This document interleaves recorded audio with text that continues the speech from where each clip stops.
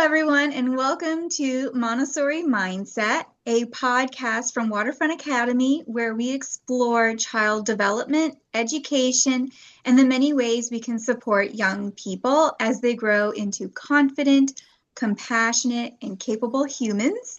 I'm your host, Melissa Rohan, and today I am extra excited because we have a very special guest joining us. You've probably heard of the Little Gym. It's a beloved part of Capitol Hill community and a place where so many children experience movement, confidence building, and pure joy. That's true.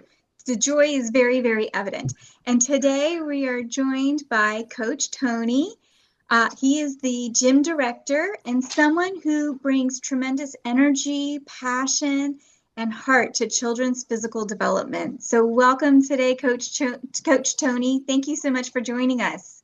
Thank you so much for having me. I'm honored to just sit down and chat with you.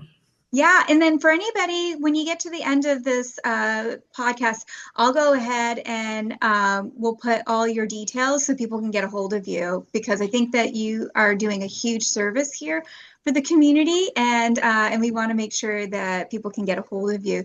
Tell us really quickly about your background and what inspired you to get involved with gymnastics and youth physical development. Okay, sure. So I have a background in professional parkour. So since I was, maybe in high school, I started really honing in on my parkour and trying to just find ways to be more involved in that. And over the years, I have found some pretty good success by my definition in parkour. So I've done like stunts and movies, and I've done advertisements, commercials, all those kinds of fun things. And my background, so like parkour is one thing, yes, but like in it is knitted so many other things. So my main thing in my parkour is my acrobatics, so just the tumbling and flipping and things like that. But it's different from gymnastics because it's not as structured. It's a little bit more creativity, which is my favorite thing about it. So just doing that over the years and having so much fun with it, I took to coaching it. And then as time went on, parkour scene isn't very big in DC. Same thing with gymnastics. You usually have to travel outside of DC, like Maryland or Virginia, to find gymnastics. So just stumbling across the Little Gym really helped me continue with my coaching journey. So gymnastics, non-competitive gymnastics especially, is still very similar to what I do when it comes to like the acrobatics. So just being able to teach little ones how to move their body, how to go upside down and gain air awareness and self-confidence through tumbling and things like that is just something that really resonated with me. So that's what we are. I love that. You said a lot of things in there, and I just wanted to follow up really quickly because I think I want to highlight some things that might have been run through really quickly. That is so true that there's just not a lot of opportunities for children to do gymnastics or parkour here in Washington, D.C. I've been in D.C. since 2001, so 24 years. It's a long time. And my eldest is 17. So I just remember when he was young and looking for opportunities, and you really had to drive out of DC to find them. And it's not even just across the river type of opportunities. You really had to drive far. And so having a place like the Little Gym is truly such a blessing and so special that we have that. So thank you for your leadership on that. I think it's extremely important. Which actually then brings me to my next question, because you are very special to Capitol Hill. You have a long history even before the Little Gym here on Capitol Hill. So can you talk a little bit about that? Sure. So I grew up in the Capitol Hill area. I went to Minor Elementary, which is over near the Benning Road area, but like I mean, walking distance from a lot of places, Maryland Avenue, where a lot of our Capitol Hill families come from. Then I went to middle school, also not too far. So a lot of things I pretty much did in this area, or not too far. And I have been given like opportunities to do very meaningful things to me, like coaching parkour after school for Lo Taylor for a little bit, and then doing private lessons in the area. So moms on the hill, a lot of those moms kind of are familiar with me from, just seeing me out in the park teaching and things like that. So I have built up quite a reputation. So even working at the little gym, I'll see families walking by who I used to do parkour with, or families who are enrolled, like, hey, you were my parkour teacher. And the most interesting one is when I run into teenagers. Usually it's happened maybe like twice. I'll run into like some teenage boy when I'm out training or when I was doing private lessons, and he'll go, "Are you Coach Tony?" Yeah. You used to teach me parkour when I was like 7. I was like, okay, okay, way to make me feel old. But I'm born and raised in DC, so I spend a lot of my time here. So I'm very Well, familiar with the area and the people.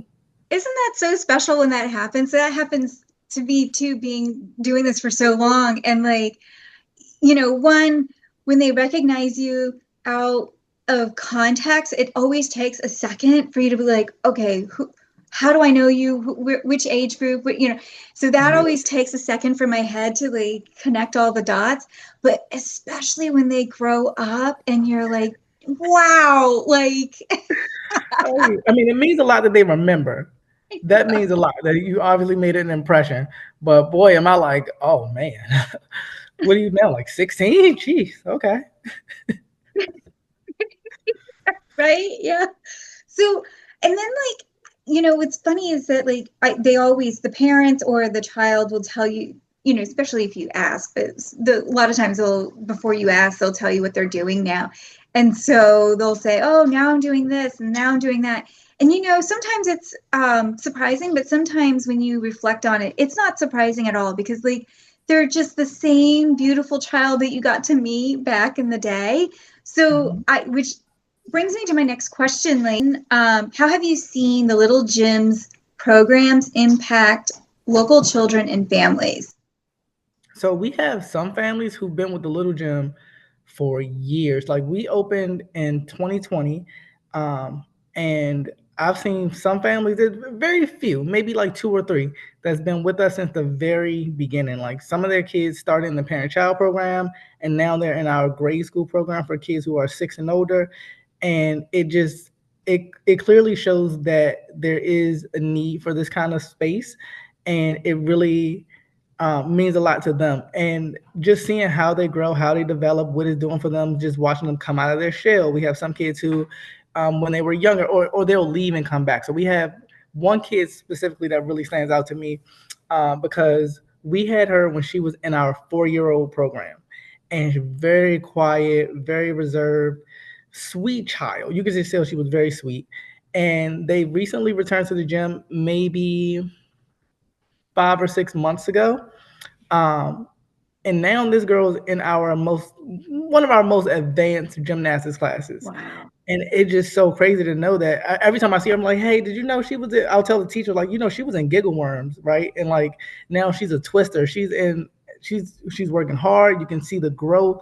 Um, and then I just, because I love acrobatics so much, it really means a lot to me when little ones work really hard and they get really invested in it, because it is really good for your self confidence and just for your body in general. Just knowing what your limitations, and just and it's fun. It's fun to test your limitations, and to find out that you yourself can do some pretty cool things that amaze other people.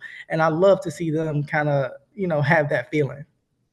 I'm actually glad you mentioned that because that's really important. Because one of the things that parents don't necessarily, and educators don't necessarily realize is that the importance of risk, right? Children need to have risk play, especially when they hit elementary, because they need to be able to stretch their limitations in a very safe environment and controlled environment, right? So they're calculated risks that the children may not be calculating on, on their own or cognitively, but inside their brain, they're assessing all of these risks. And having that environment where they can do that is really, really important.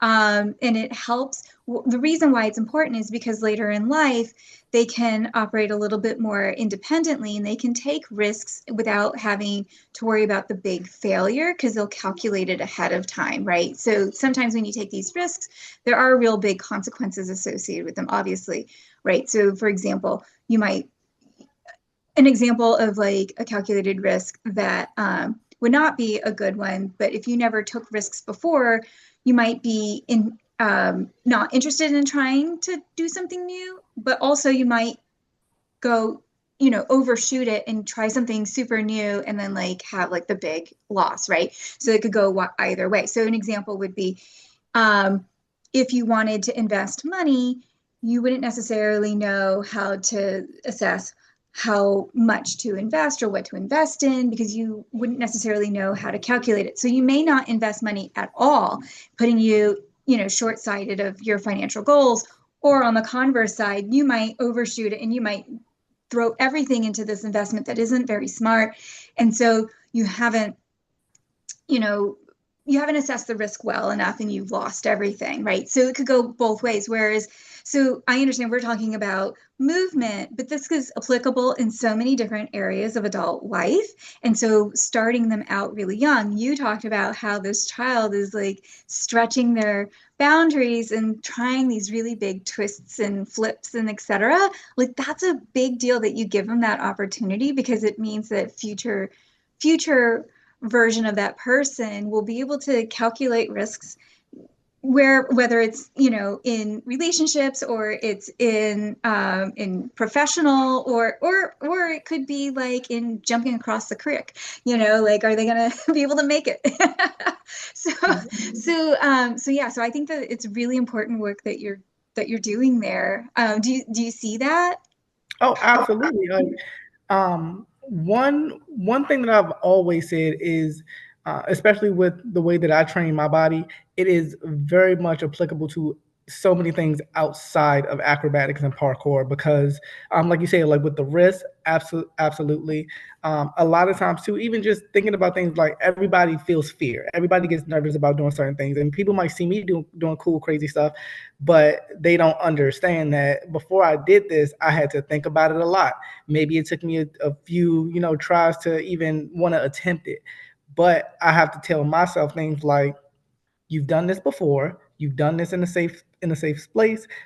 You've never gotten hurt doing it before, and that's the thing too. Like just because you've done something once, twice, even 5, 10 times, it doesn't mean that you won't still be nervous to do it. Kind of like interacting with people.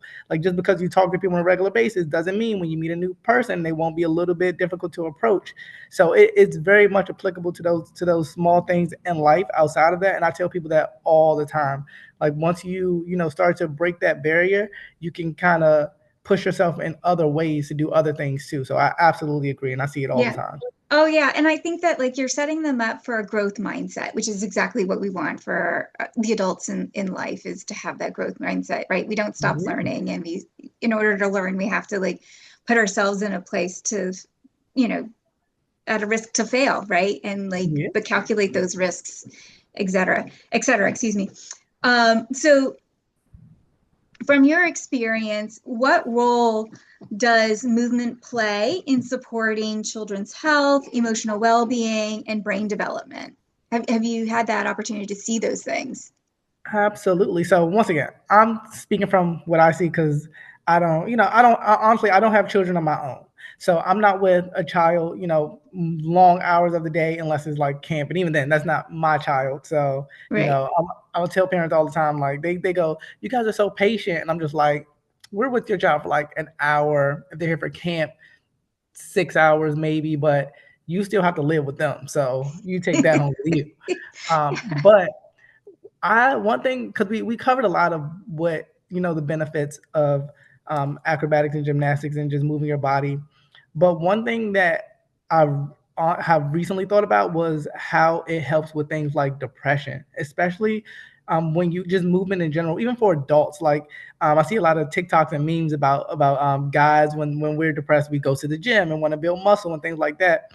But it really does help clear the mind to find something to focus in on, and that doesn't have to just be something that involves running or an exercise or a sport. It could maybe it's art, maybe it's writing, but having some way to express yourself where you're not just sulking in all your emotions and you're able to bring something out is a good place to be. So I definitely encourage movement as far as just lifting you up, taking your focus away from something that might be bringing you down or making you sad. And I definitely do that for children all the time. We have kids who come in. One just yesterday, one kiddo came in crying, and dad had to tell me like, oh, she jammed her finger in the door not too long ago, so she's still a little worked up from it, a little emotionally hurt. Um, and one of the things that I had to tell her was like, hey, let me get you an ice pack. We'll get you in the gym. Once you start moving, you'll start to feel better. You see other kids. That's exactly what happened. We got her ice pack. I let her take it with her in the gym. But just being able to take your mind away from what just happened and get moving and get to something else to focus on, it definitely helps them a lot. And it helps all of us a lot. Oh, sure, absolutely. You get the endorphins going, the Oh happy, yeah. the happy hormones, and you just, yeah, you're feeling joy, you're feeling happiness, you're feeling light. All the stresses that are weighing you down are kind of in the back, and Yeah. and you can leave it behind. And yeah, no, absolutely. It's funny because you came into my office and you notice I have a whole wall, which is a whiteboard. It's on the other side of the camera here. And so what happens is when I'm walking, like thoughts come into my brain. It's crazy. I'm walking and I'm walking from here to there and all these ideas are coming to my brain. So it's easy for me to just jot it down, right? Mm. And similarly, like if I'm walking outside, I'll call out, hey Siri, write this, blah blah blah notes, and like just so that I can go back to my notes and like, okay, this is a great idea and that's a great idea. So yeah, it's really, movement is really great for thinking, but it's also really great for increasing those endorphins so that they're behind you so you can move forward Yeah. in life and have that self-confidence that young adults need to meet friends and meet partners.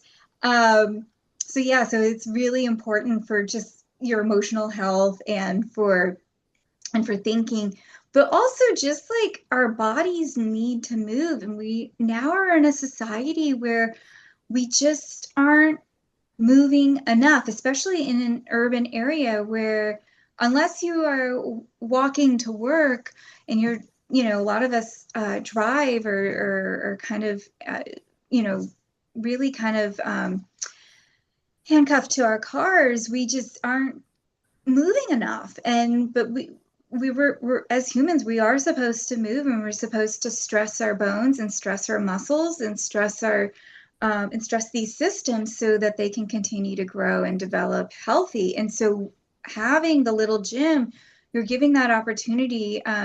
There is some really great information out there um, on muscle memory. So even let's say like through the college years, like so 15 years from where they leave you and they go on to college, and let's say they forget to work out, and then they hit their 20s and they're like, I want to work out again. A lot of those muscles that they had developed will come back quicker because they've already been developed. I mean, they will grow regardless if they have that, but it'll come quicker for them. And honestly, anytime you try something new, you need some easy wins. So you give them some real easy wins at the beginning so they can have those like healthy lifestyle habits in the future. So you're really setting them up for success as young adults and adults in the future. So yeah, there's a lot of really great benefits, and I can go on, and I'm sorry I'm taking up so much time. No, no, that's good. No, that's all, but it's all very true. Like even muscle memory is something that comes up in acrobatics a lot. We process it slightly different, but only slightly. So when it comes to things like flip that involves twisting and spinning. It's kind of like what you see. It looks chaotic when in my professional experiences with it, we would do like photo shoots, and people would always say, if you're doing a parkour photo shoot or a gymnastics photo shoot or something, you never want to get a photo of yourself doing a twist in the air because people can't comprehend what's happening. It just looks crazy, like your body just doing something, and it doesn't really look interesting to see. It looks crazy, but twisting is very complex, and when it's happening and you're the one doing it, you just see the room. Some people even close their eyes, but you just see a quick little flash of light. So what happens is your body has to just know, like, now it's time to stop. Now it's time to come down. It just comes from that air awareness, but also just your body remembering how it feels to do a full rotation when you're off the ground. So muscle memory for us is just kind of like that consciousness, that thought in your mind of just like, now is the time. Your body is telling your mind what's happening, not so Mhm. much so, the other way around. Like first your mind has to trick your body into doing it, but once you start doing it, it's like, oh, my body can take over. I'm gonna land on my feet. Like, it just kind of happens. So muscle memory is a very important thing. Yeah, actually, I'm gonna kind of go a little, off because you're saying something, and I'm just curious. Um, so before you attempt a new skill, what do you do? Oh, it is. Actually, today I plan on doing something brand new, but it is definitely a mental battle. You have to definitely talk yourself into it. So I'll give you an example. One thing that I want to learn is a what we call a triple full. I've done double fulls and single fulls, of course, but a lot of it is just backtracking and just thinking about it first. So I'm like, okay, I've done fulls, I've done double fulls. If I do a triple full, I want to make sure I do it in a safe place. So I'll probably do it into a foam pit. So I'll probably go to a big gymnastics gym, driving out Springfield, Virginia, to find me to go to a gym, and then I'll do it there, just to get over the mental block of it. But then everything shifts. Now it goes from, okay, I can spin my body in the air and make it all the way around for that rotation. But now I have to think about how can I land on my feet and not hurt myself, because me myself, I don't like trampolines because I know even if you land on your feet, something could go wrong. And with anything, even with mats absorb. It's very easy to come down wrong on your ankles, even if you land on your feet. So that's one, like it's just a lot of things that you worry about. And the older you get, the more you worry about those things. So it's a lot of thinking, and then you just try it, and it's like, oh, okay, that wasn't so bad. Let me pull some mats over. You start to change the setup that you have. You try it again, and like, okay, I'm a little bit closer. And then it just becomes about your confidence and your willing to go for it again, and your ability to just, you know, um, keep wanting to do it. Now, have I landed this triple cork yet or triple full? I have not. I've not landed it yet. But I also don't find myself going to open gyms that much. And it's also not something that weighs on me heavy. I'm just like, if I get it one day, if I have the time to practice, great. But if not, I have, there's a goal, there's something to work towards. And I know, like, if I just try hard enough, I'll get close enough, and I probably will do it. It's just making sure that it's safe and winning that mental battle. That's interesting. So basically, I'm gonna tell you what I heard. Let me know if I've got it wrong. Basically, but ahead of you doing a new skill, you kind of map it out in your head a little bit. So you're creating a vision of what you are going to do. Now, I'm assuming, and I don't know, this is actually a question for you. When you envision this attempt, are you envisioning it um as you doing it? Like, is it kinetic? Are you kind of like doing this thing or, this thing ahead of doing it? Or are you like seeing it and you're like, okay, I'm going to do this and this and this. Like, how does that look for you? Absolutely. So it is envisioning it in your mind. And maybe it's not even you that you see doing it. Maybe it's a video that you've seen somebody else doing it and Okay. what it looked like when they did it. And then you're seeing, okay, I might think about um, a double that I did, and I'm just like, okay, that's just an extra spin on the end. I can make that happen. Um, and then it's thinking about all the different setups that I can use to make it more achievable. Maybe it's doing it off of a tumble track, which is like a trampoline, like a small trampoline, into the foam pit. Maybe it's doing it off of something that's 2 or 3 feet tall, something to give me a little bit more height. So it's a lot of planning that goes into just figuring out how to make it work for you. So that's it is. So that's essentially it. It's a lot of planning. You're absolutely correct. So, well, thank you kind of like humoring me on this little like deviation from our conversation, but I was super curious. Um, Now, going back, have you noticed any trends in how children are moving, playing, or engaging differently over the past few years? Somewhat. That is a really tricky question just because with time, so many things are introduced to the little ones. So I do notice that there is one common trait, and it's not with all children, but a lot of them. They will come in to the gym with this mindset of I don't really want to do much. Or maybe they're thinking about something that they could be doing at home, and it doesn't mean that they're not going to participate today, um, but it takes a little bit of extra work and encouragement to really get them in the gym and get them moving. Just because they know they have their tablet at home, they know they could be at home just laying down snacking or something like that, and we want to get them away from that. We want them to know like this is your time throughout the day to really have some important playtime, not just at the playground, but this is your time to be able to jump off of things and be safe and run off the walls and have a good time. And sometimes they don't really care about that right away, and it happens. Like we get them in there sooner or later, but it takes a lot of extra convincing. So I think they with technology, having their, screen time and things like that, it kind of makes it a little bit tricky for them, especially depending on their age. But it's also somewhat our job to know about these new things so we can kind of help get them in there. Like I know one thing that kids are really obsessed with now is a new movie on Netflix. I can't even think of the name of it. Oh, The I don't even know, but it's just like if you know some of the characters and you know about it, you can kind of use that to kind of pull and get them in there, or maybe play a song from their favorite show or just things like that to make them feel like this space has some of the elements that I recognize from home, and it's fun, so sometimes it requires a little bit more of that, but once again, that's not every kid, and that's not all the time. But just knowing that that happens, a lot of my staff, are kind of prepared for that.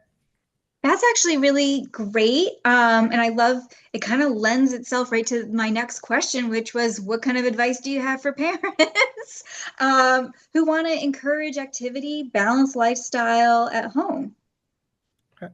Um, Once again, because Coach Tony don't have any kids, but one thing that I like to do when we do have students here is not just let them go play, but I want to engage with them. So we do something called a move and learn in the Mhm. beginning of our 3-year-old classes, where it is kind of just exploration or playtime for them to just be moving about in the gym. But I like to take that time to ask them questions or do a skill with them. If they're going across the balance beam, that's a good time to ask them what their favorite color is and just engage with them. And I think yes, taking your little ones outdoors and getting them in sports and things like that is absolutely wonderful. But I also think it's super important to do things with them, like really be locked into what you're doing with them. If you're playing catch, if you're playing basketball, I know if I had a kid for sure, I would be outside doing parkour with them, and I would have to be like right up on them, like, okay, let's pick jumps together and try it together, and I'll hold your hand, and just finding fun ways to move. So I think we, as adults, no matter what you do, have to kind of get used to pulling out that inner child when you're spending time with children and not just leaving them to their vices and letting them do what it is that they do, and we're like scrolling on our phones or watching something ourselves. And I definitely, the thing about that where it's tricky is we got responsibilities, right? Like we got bills to pay, we got things that we got to focus on, we might have meetings and things like that, so we can't just we want them to be entertained, and we can't just leave them be. And I also think that screen time isn't a bad thing. I was thinking about this earlier. I was like, kids, it helps them, I think, to hear things from different people. So if they know mom tells me to share, Coach Tony tells me to share, and I'm watching Ms. Rachel and Ms. Rachel is talking about sharing, I should share. So just hearing things from different people kind of helps them out. So screen time isn't bad, but I just think when we engage with them, definitely be involved. Bring out your inner child. Get down there with them. Have a good time. But also, as they get older, they're going to want their space. So make sure, you give them that, but check in on them, hey, maybe they spent time with dad at the park and mom's at home, and they come home like, hey, you and dad had fun. Did you guys play catch? How many times did you catch the ball today? Like, really engage with them, even with questions. And, once again, keeping them entertained is difficult, but just, try your best to be in it, and I'm sure most parents do. Yeah, no, actually, it's kind of funny. Perspective is everything, right? Perspective is reality. And and I have a funny story that kind of illustrates this very well, because I think you touched on something that, like, hey, as an adult, we need to be on the screen because we got to send out the email, or we got to read the proposal or the contract. We got to sign a contract. We got to read that, right? Like, there's a lot of reasons for us to be on the phone or on a screen in general. But a child's interaction with a screen is largely games and videos. It's very, like, fun, right? Not that doing work isn't fun, but it's a different kind of fun. But from the child's perspective, all that time that you're spending on a screen, it looks like you're just playing games and watching videos. And so here's what happened. I was talking to a student, and she was, I think, in second grade, possibly first. I think she was either in first or second grade. I can't remember. And she was like, we were talking about what we wanted to be when we grow up, kind of that kind of a conversation. And she said, Miss Melissa, I want to be just like you. And I said, really? And I was so honored. And I was like, wow, I love that. And I was like, what about what I do is very interesting to you? And she's like, oh, you're always playing games on the computer. And anybody who knows me knows I do not play games at all. Like, I am not fun. I just laughed, not out loud at her, but I was like, wow, that's an interesting perspective. And I was like, I need to control the amount of time that children see me on my computer because they don't know. And so then I started printing out all my work, and I would walk around with my little sheets of paper. Oh, I'm doing work. But yeah, that was a real eye opener, and that happened. When that happened, that was in 2021. That's when that happened, in 2021. So, and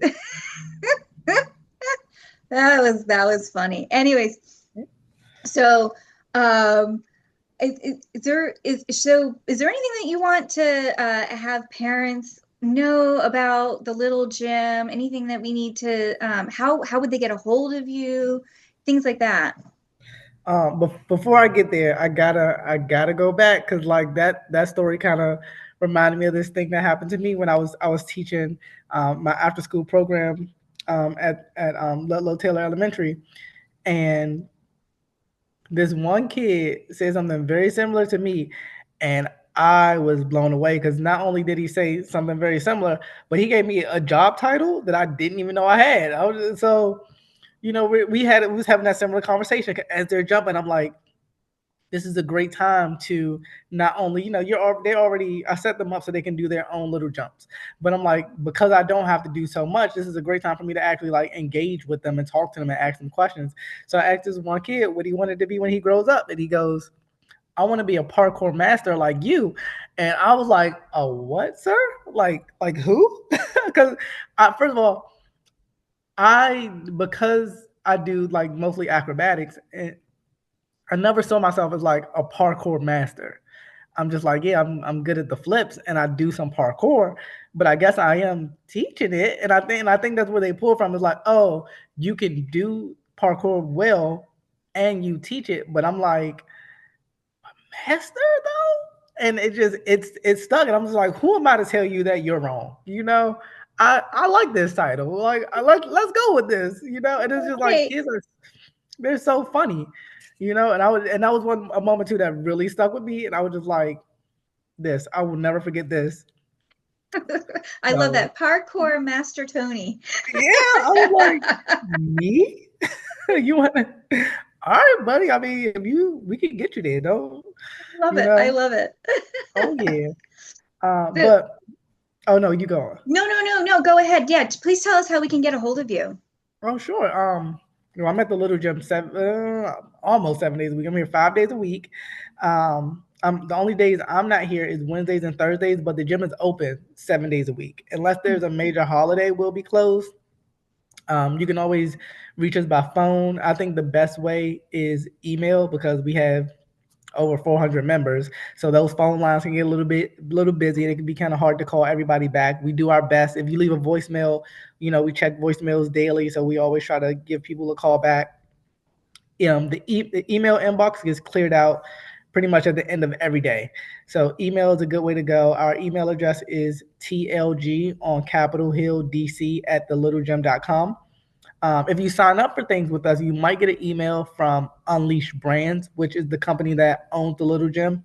But if you respond to those emails, it won't come directly to us. So you want to email us directly. But also the best thing to do also just come to the gym. We have very much an open door policy. So if there's someone who comes to the gym, as long as the lights are on and it's people in here is operating hours, we are happy to help out, answer any questions that people might have.